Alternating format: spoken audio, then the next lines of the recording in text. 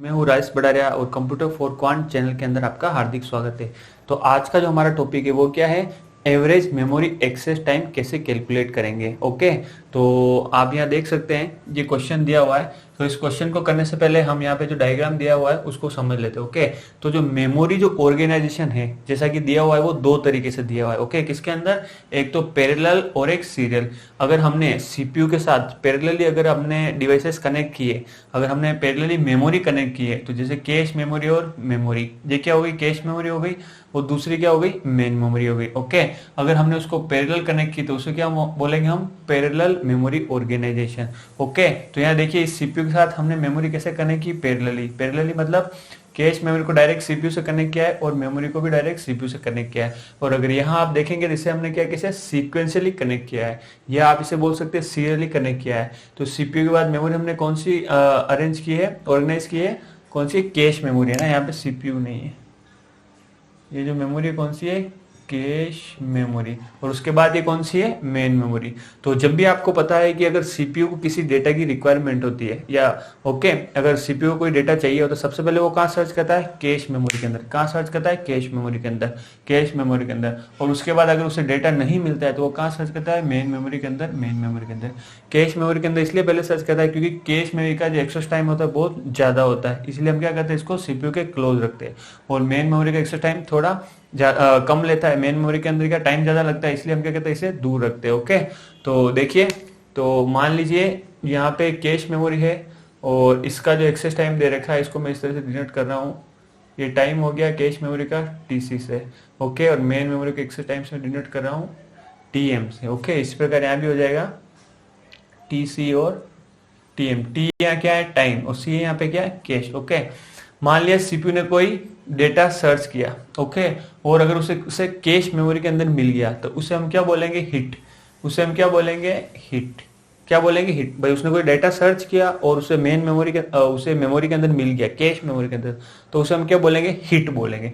तो इसे मैं क्या लिख रहा हूँ, कैश हिट। और मान लिया अगर वो डेटा नहीं मिलता है तो उसे हम क्या बोलेंगे, कैश मिस। क्या बोलेंगे, कैश मिस। तो अगर उसने सर्च किया है कैश मेमोरी के अंदर कोई डेटा, उसको यहाँ नहीं मिला तो क्या हो जाएगा, कैश मिस। और अगर फिर वो डेटा कहाँ सर्च करेगा, अगली मेमोरी के अंदर। कहाँ करेगा, मेन मेमोरी के अंदर। ओके, उसी प्रकार यहाँ भी ऐसे हो जाएगा सीरियल के अंदर। अगर इसने यहाँ पे डेटा सर्च किया कैश के अंदर, नहीं मिला तो नेक्स्ट डेटा कहाँ सर्च करेगा, मेन मेमोरी के अंदर। दोनों के अंदर डिफरेंस क्या है, कैश के अंदर उसने डेटा सर्च किया, नहीं मिला तो फिर वो क्या करेगा, मेन मेमोरी के अंदर सर्च करेगा, वो टाइम क्या रहेगा, अलग रहेगा। ओके, और अगर वो ये सीरियल के अंदर कनेक्टेड है तो यहाँ देखिए डेटा उसने एक बार कैश के अंदर सर्च किया, यहाँ पे उसने कुछ टाइम लगाया, उसके बाद वो कहाँ गया, मेन मेमोरी के अंदर। तो जब मेन मेमोरी के अंदर गया उस टाइम भी उसको कुछ टाइम यहाँ तो लगाना, तो वो टाइम दोनों क्या हो जाएंगे, ऐड हो जाएंगे। ओके, तो चलिए अगर हमें average memory access time calculate करना है पैरेलल के अंदर, एवरेज मेमोरी एक्सेस टाइम, तो उसका फॉर्मूला क्या हो जाएगा। तो सबसे पहले सीपीयू का सर्च करेगा, कैश के अंदर। तो मान लिया कैश के अंदर सर्च किया तो ये क्या, और उसे डेटा मिल गया तो ये क्या हो जाएगा, हिट।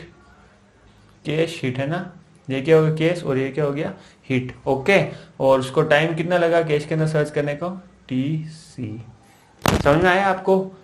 प्लस अब क्या होगा, उसने सर्च किया उसे नहीं मिला तो ये क्या हो गया, cache miss. 1 minus H Q लेगा भाई, हिट के अंदर उसने टाइम लगा, ठीक है ना। और अगर मान लिया हिट रेशियो दे रखा है 80%, जैसे इस क्वेश्चन के अंदर दिया हुआ है। ओके, और अगर उसको मिस निकालना है तो उसको क्या करते हैं, हम 1 से माइनस कर देते हैं। ओके, तो ये किसका फॉर्मूला हो गया, एवरेज मेमोरी एक्सेस टाइम निकालने का, किसके अंदर, पैरेलल ऑर्गेनाइजेशन के अंदर। यही अगर हम सीरियल ऑर्गेनाइजेशन की बात करें तो इसके अंदर फॉर्मूला कैसे हो जाएगा, यहाँ देखिए यहाँ पे क्या हो जाएगा, टी सी आ जाएगा, टी एम आ जाएगा। यहाँ देखिए हिट क्या हो जाएगा, कैश हिट हो जाएगा, फिर क्या हो जाएगा, कैश के अंदर सर्च करने का टाइम, कैश के अंदर सर्च करने टाइम, यहाँ नहीं मिलेगा तो क्या हो गया, कैश मिस। उसके अंदर मेन मेमोरी के अंदर गया तो मेन मेमोरी के अंदर क्या टाइम लगेगा। तो ये पूरा फॉर्मूला हो जाएगा किसका, पैरेलल का। अब सीरियल का फॉर्मूला कैसे बनेगा, ये देखिए, एवरेज मेमोरी एक्सेस टाइम। आपको इसके अंदर कुछ भी याद करने की जरूरत नहीं है, आप फॉर्मूला खुद ही बना सकते हैं एग्जाम के अंदर भी, ठीक है। तो सीपीयू ने सबसे पहले सर्च किया किसके अंदर, कैश के अंदर। तो कैश के अंदर सर्च किया और उसे क्या हो गया, उसे एलिमेंट मिल गया, जो भी डेटा वो सर्च कर रहा है वो मिल गया। तो उसको टाइम कितना लगा, टी सी। प्लस मान लिया उसने यहाँ सर्च किया उसे नहीं मिला तो ये क्या हो जाएगा, 1 माइनस एच सी। अब देखिए फिर क्या हो जाएगा, उसने मेन मेमोरी के अंदर सर्च किया तो ये क्या गया, इस कैश मेमोरी के थ्रू ही होके गया ना, तो इसको टाइम कितना लगा, TC plus TM. Main memory के अंदर सर्च करेगा तो इसको टाइम कितना लगेगा, टीसी प्लस टीएम। तो ये वाला फॉर्मूला आपके पास किसके लिए हो जाएगा, सीरियल एक्सेस करने के लिए। ओके, तो मेरे ख्याल से फॉर्मूला आपको समझ में आया होगा।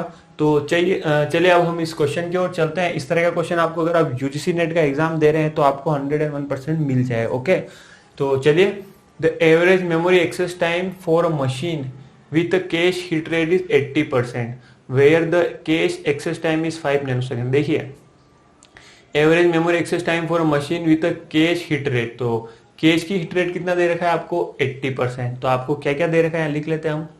हिट रेट किसका दे रखा है, 80%, किसका, कैश का। इसको आप 80% लिखो या आप इसको ऐसे भी लिख सकते हो 0.8।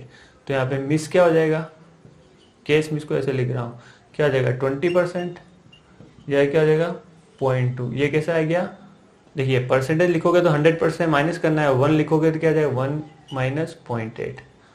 ओके, फिर देखिए where the cache access time is 5 nanosecond. Cache को जो एक्सेस कर रहा है उसका टाइम कितना दे रखा है, 5 नैनोसेकंड। तो ये क्या दे रखा है, कैश का एक्सेस टाइम क्या दे रखा है, 5 नैनोसेकंड। और मेन मेमोरी का एक्सेस टाइम कितना दे रखा है, 100 नैनोसेकंड। तो यहाँ देखिए सारी की सारी वैल्यू हमें दी हुई है और हमें क्या निकालना है, एवरेज मेमोरी एक्सेस टाइम। तो हमें क्या करना है, इसके अंदर फॉर्मूला पुट करना है बस। ओके, तो चलिए अब हम इसके अंदर क्या करते हैं, वैल्यू पुट कर देते हैं। तो इसको मैं हटा देता हूँ ताकि वैल्यू में इसके नीचे ही लिख लूँ। तो चलिए हम क्या निकालते हैं, पैरेलल अगर कनेक्टेड होती ऑर्गेनाइजेशन तो इसका टाइम कितना निकलता है, तो हिट कैश हिट टाइम कितना है 0.8। ये क्या हो जाएगा 0.8 इंटू कैश टाइम कितना है 5 नैनोसेकंड, 5। ठीक है, यहाँ दोनों नैनोसेकंड इसलिए मैं यूनिटी लिख रहा हूँ। ये क्या हो जाएगा 1 माइनस, ये क्या है हिट रेट किसकी, कैश की। तो ये क्या हो जाएगा 0.2 into miss main memory access time कितना है 100। इसको आप सोल्व करोगे तो ये क्या गया 40 प्लस ये क्या जाएगा 200 और 20, तो ये क्या जाएगा 24 नैनोसेकंड। ओके, और ये किसके अंदर आया, एवरेज मेमोरी एक्सेस टाइम किसके अंदर, पैरेलल, किसके अंदर, पैरेलल के अंदर। अब हमें किसके अंदर कैलकुलेट करना है, सीरियल के अंदर। ओके, तो एग्जाम के अंदर आपको दोनों में से एक दिया होगा और आप आराम से एक ही साथ कर सकते हो उसके। तो इसका मैं फॉर्मूला लिख लेता हूँ वापस। ये क्या हो जाएगा, एवरेज मेमोरी एक्सेस टाइम क्या हो जाएगा, कैश हिट, कैश टाइम और कैश मिस इंटू क्या, cache time plus main memory access time. तो यहाँ पे हम वैल्यू पुट कर लेते हैं। ये क्या हो जाएगा 0.8 इंटू ये क्या हो जाएगा 5 प्लस ये क्या हो जाएगा 0.2 इंटू, अब दोनों को जोड़ दो, 100 प्लस 5 क्या हो गया 105। तो ये क्या हो जाएगा आपके पास 4 नैनोसेकंड प्लस ये क्या आ जाएगा 21। तो ये टोटल निकल के क्या आ जाएगा 25 नैनोसेकंड। ओके, तो देखिए हमने जब कनेक्शन किया पैरेलली तो इसको टाइम कितना लगा 24 नैनोसेकंड, और अगर सीरियली कनेक्टेड किया तो कितना लगा 25 नैनोसेकंड। ऑब्वियसली बात है, कोई चीज आप अगर सीरियल के अंदर एक के बाद एक डिब्बे के बाद एक डिब्बा लगाओगे तो लास्ट वाले डिब्बे तक पहुंचने में आपको टाइम ज्यादा लगेगा। और ये आपके अगर एक ही डिब्बे के चारों और सारे डिब्बे इस तरह से कनेक्ट कर दोगे तो उसको उस डेटा एलिमेंट तक पहुंचने में कम टाइम लगेगा। ओके, तो इस तरह का क्वेश्चन आपको एग्जाम के अंदर मिल जाएगा। तो अगर आपको ये वीडियो अच्छा लगा हो तो प्लीज़ इसे लाइक करें, शेयर करें और मेरा जो चैनल है उसे सब्सक्राइब जरूर करें और बेल आइकन दबाना ना भूलें। Thank you.